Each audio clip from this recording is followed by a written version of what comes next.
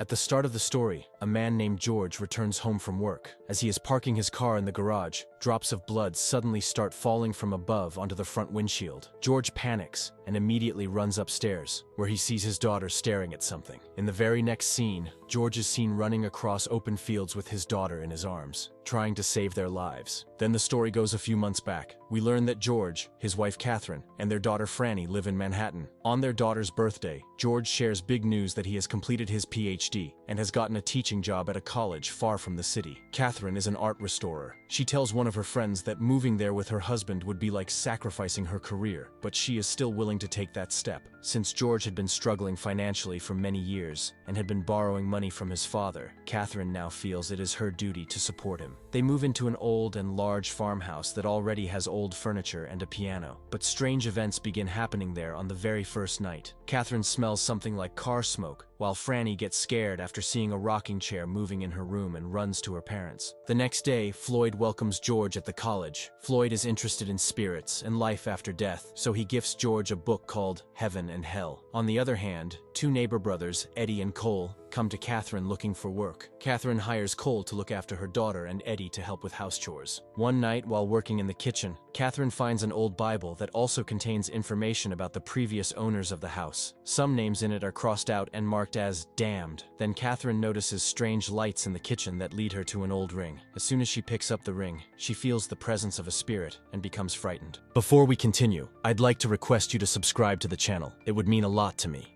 After doing some research, she learns from the Historical Society that the house was built by Jacob Smith and his wife Ella. Meanwhile, at the college, George starts feeling attracted to a student named Willis. As time passes, George becomes quite popular at the college and befriends a fellow teacher named Justine. Justine is impressed after seeing his old paintings, but George says that he has quit painting now. That same night, Catherine once again smells the smoke. George thinks the smell is coming from the garage downstairs and promises to fix it in the morning. Worried, Catherine goes to the garage herself to try to fix the problem. But at that moment, she hears the sound of a piano playing from another room. She gets scared and goes there, but no one is there. Upstairs, Franny sees a woman in her room and screams in terror. When she tells her parents that she saw a ghost, Catherine takes her with her. The next morning, Catherine finds the book that Floyd had given. While reading it, she begins to feel the presence of some strange power in the house. On the other hand, while jogging, George meets Willis and starts an illicit affair with her. Later, when George returns home, he gives Catherine some flowers, and at first she feels happy. But as soon as she wears Ella's old ring, she comes under the influence of a spirit and throws the flowers into the trash, as if she somehow knows about George's affair. Later, George meets Eddie, one of the two brothers, and it is revealed that Eddie and his brother had previously lived in the same farmhouse. George already knew this, but he tells Eddie not to tell Catherine anything about it. One night, when George returns home, he sees Eddie playing the piano in his house. Seeing Catherine happy with Eddie makes George feel jealous. As days pass, Catherine and Franny continue seeing ghosts, and vultures also start circling outside the house. Meanwhile, the student Willis ends her affair with George, which makes him upset. One evening, George and Catherine go to their colleague Justine's house for dinner. Catherine and Justine quickly develop a close friendship, and Catherine decides to join Justine's art group. On their way back home, George, who is drunk, mocks Justine and drives the car recklessly, which leads to an argument between him and Catherine. In anger, Catherine gets out of the car and says that she left her job for George. When George tries to force her back into the car, he pushes her, and she gets injured on her face. George immediately realizes his mistake and apologizes, but Catherine remains silent. After reaching home, George apologizes again and admits that he has not been able to take care of her needs, but Catherine remains in a bad mood. As the distance between them grows, Catherine starts spending more time with Justine, while George becomes more absorbed in his work. One day during a boat ride with Floyd, George tells him that he used to go boating with his cousin Henry. Henry was a brilliant artist who died at the age of just 19 after drowning. That same night, George brings Floyd to his house. Floyd sees Catherine reading the book he had given and talks to her about it. When Catherine shows him around the house, Floyd immediately senses the presence of a woman's ghost there. He tells Catherine that the ghost is not dangerous and is present there for some specific purpose. Hearing this gives Catherine some relief. Now Catherine becomes becomes eager to learn more about the ghost, and Floyd offers to hold a seance in the house, meaning a ritual to summon spirits. The next evening, George and Catherine host a party where everyone seems happy. But during the party, a neighbor tells Catherine the horrifying truth about the house. It turns out that the previous owners of the house were the parents of those two neighbor boys, Eddie and Cole. Their father was financially troubled and used to treat his wife Ella very badly. One night, Calvin gave his family sleeping pills, shot all his cows, and then started a truck in the garage while keeping all the windows closed. After that, he went upstairs and lay down next to his wife Ella. Both of them eventually died from suffocation caused by the smoke. After learning this truth, Catherine becomes furious that such a huge secret was hidden from her. Now she understands why she kept smelling smoke in the house. Meanwhile, George behaves rudely with Justine and grabs her hand so harshly that she becomes frightened and leaves. Later that night, after the guests leave, Catherine argues with George for hiding the truth from her. During the argument, the radio suddenly starts playing at full volume by itself. George angrily breaks it, but it keeps playing anyway. The next day, George takes his daughter and goes to his parents' house. Taking advantage of his absence, Catherine calls Floyd to perform a seance. When they all try to summon Ella's spirit, the candles suddenly go out and the table begins to shake. Ella's spirit appears, but at the same time the voice of a man's ghost is also heard, shouting at Ella and frightening her away. Floyd realizes that there is another ghost in the house as well. He warns Catherine to be careful about the people around her. The next day, when Catherine goes to the library to return some books, she discovers that the book found in George's car was issued in the name of a girl named Willis. At that moment, Catherine becomes certain that George is cheating on her. Meanwhile, when George takes his students to a museum, he runs into his former supervisor, Dr. Warren. Dr. Warren is surprised and asks how George got the job without his approval. George lies to avoid the situation, but Justine overhears everything and becomes suspicious. The next day, Professor Floyd catches George red-handed because Dr. Warren had called and told them that he had never written any approval letter for George's job. George admits his mistake and requests that he be given time until the Thanksgiving holidays. During the Thanksgiving dinner, George's mother reveals an old secret. She tells them that George's cousin Henry was a brilliant artist who used to paint pictures of the sea and beaches, but after his death, all of his paintings mysteriously disappeared. Hearing this, Catherine suddenly realizes the truth. The paintings that George had been claiming as his own were actually Henry's paintings. Angry over George's deception, Catherine leaves the dinner table and goes to the restroom. George follows her to explain himself, but suddenly the bathroom door shuts on its own. That same night, George sits silently in his car with the engine running. Suddenly, he hears the voice of a man's ghost telling him that he has come to help him and urges George to kill himself. The next morning, Eddie goes to comfort the sad and distressed Catherine. While talking, the two gradually grow close, and in an emotional moment, they end up kissing each other. Meanwhile, a troubled George goes to Floyd's boat and lies to him, saying that at his previous college, Dr. Warren had become his enemy because of a complaint. But Floyd clearly tells him that forging an approval letter is a crime, and that he will report it to HR. It is obvious that George will lose his job, which makes him very upset. On the other hand, Justine sees a scarf around the student Willis's neck in a cafe, the same scarf she had gifted to George. She immediately realizes that George and Willis are having an affair. Later that night, when Justine questions George about it, he loses his temper and tells her to mind her own business. As Justine drives away, George follows her and eventually crashes into her car before fleeing the scene. Catherine later tries to talk to George about getting a divorce, but George avoids the conversation. By now, George has started going insane and begins talking to the ghost in the house. Around the same time, a crow suddenly breaks through the window and enters Catherine's room, leaving her shocked. The next morning,